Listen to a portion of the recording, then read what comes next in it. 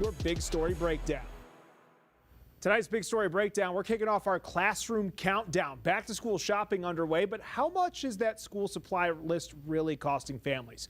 Fox 25's Sophia Cabrera created the same list for an elementary and high school student, then compared those prices to see where your money goes the furthest. Pencils and notebooks, backpacks and calculators, the back to school checklist may look simple, but the final price tag can quickly add up. We created the same school supply list for two students, one in elementary school and one in high school, just to see how much families could expect to spend this year. At Target, that list came out to be $434.79. At Walmart, the same supplies totaled $323.02 after tax. And when we checked on Amazon, several of those same items appeared to be cheaper.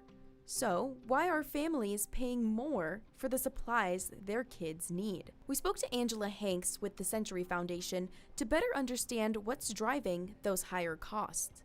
There are two factors that are really driving the prices of school supplies up this year. And that's the tariffs that the president has imposed on a number of goods. While the Supreme Court did roll back a number of the initial tariffs that the president imposed, there are a number that are still in place, and those continue to drive prices high for goods that are made outside of the U.S. or have components that are made outside of the U.S.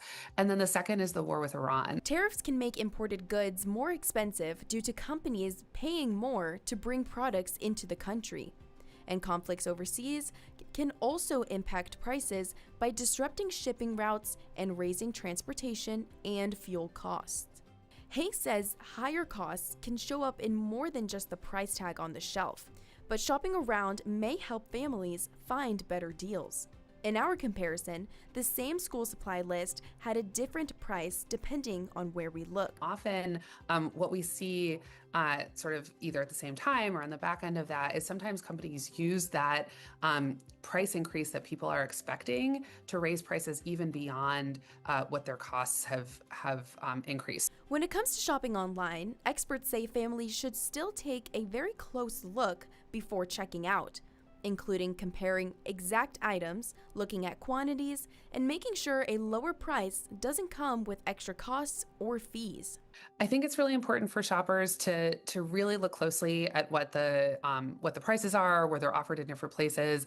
We're seeing a lot of parents really struggling to figure out how to cope with these higher costs, and so whatever they can do to drive them down. The need was clear during the Fox 25 Back to School Supply giveaway, where families came out to get the items their children needed before heading back to class. I mean, think about petroleum, gas prices, petroleum prices are up. That impacts pencils, impacts erasers, impacts the bags, impacts everything. And so you feel the pinch there, even if it's outside the school supplies, pinch at the pump, whatever. There's some stuff to defer that. Experts say comparison shopping can make a difference, but for many families, this year's back to school list is another expense they're trying to fit into their budget. And heading back to the classroom can be an exciting time for students, but can also bring some anxiety. One school counselor we spoke to says simple back to school activities like meet the teacher events can help ease some of those nerves. Parents can also help by having open conversations with their kids about their worries. There's also ways for students to get support at school.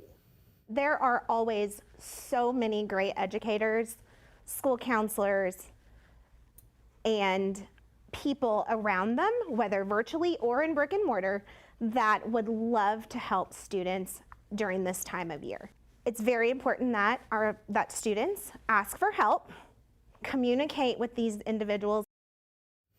If your kid's anxiety seems too high, you can take them to the doctor's office, try to get some help there. Well, as back to school costs continue to rise, more Oklahoma families are turning to free and reduced price school meal programs for help.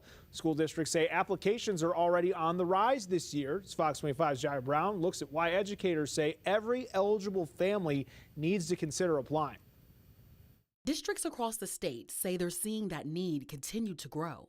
In Owasso Public Schools, about 40% of the district's 10,000 students qualify for free or reduced price meals. Owasso is an affluent town, but we still have a decent level of poverty or folks that are needing the assistance. But John Beckloff, the director of child nutrition, says some families who need the help still struggle to qualify because the application is based on gross income, not what they take home after monthly expenses. Yeah, we're definitely seeing, I would say, a lot more Desperation is what I'm seeing. It's the families that need to qualify. They're struggling to get qualified either because of the expenses, the debt.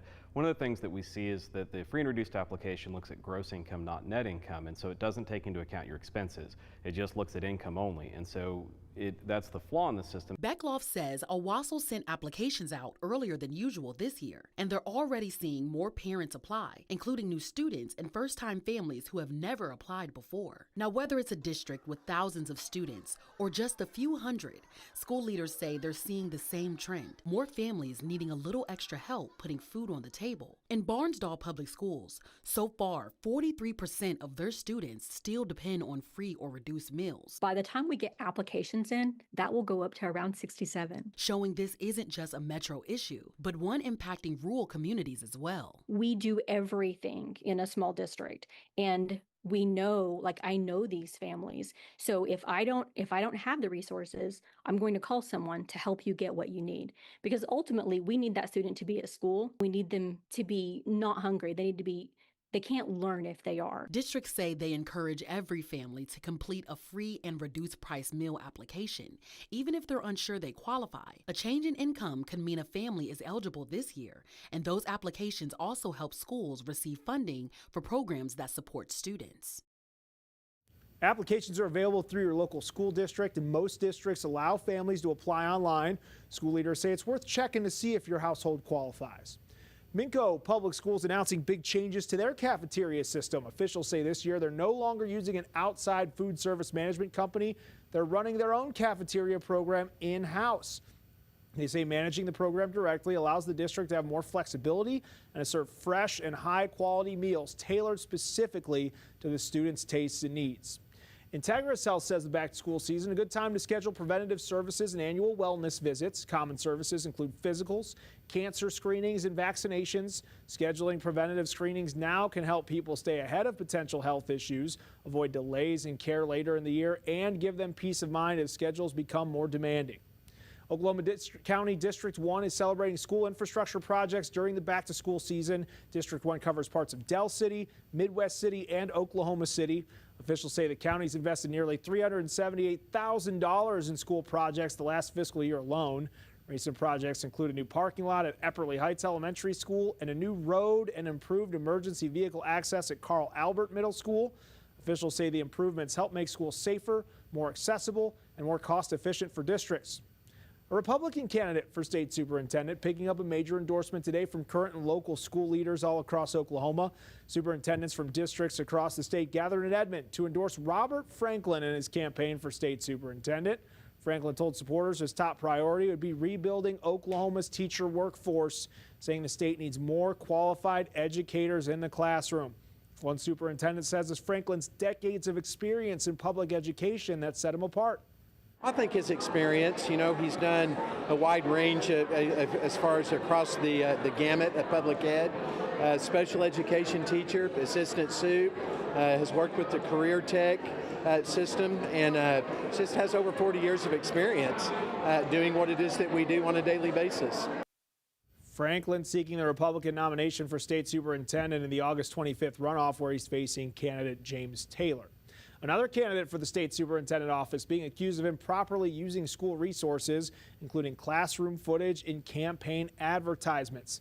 The Little Axe Public School District says James Taylor created the ads without the knowledge or permission of district administrators. District superintendent says it was improper and could violate campaign ethics rules. Taylor says he never intended to misuse resources and he took down the ads when the district asked him to. The district says it'll continue taking appropriate steps regarding the posts. That was tonight's Big Story Breakdown. You can keep up to date on our back-to-school coverage on our website, OKCFox.com. Plus, you watch all of our previous Big Story Breakdowns on our YouTube channel. Scan the QR code on your screen or search OKC Fox.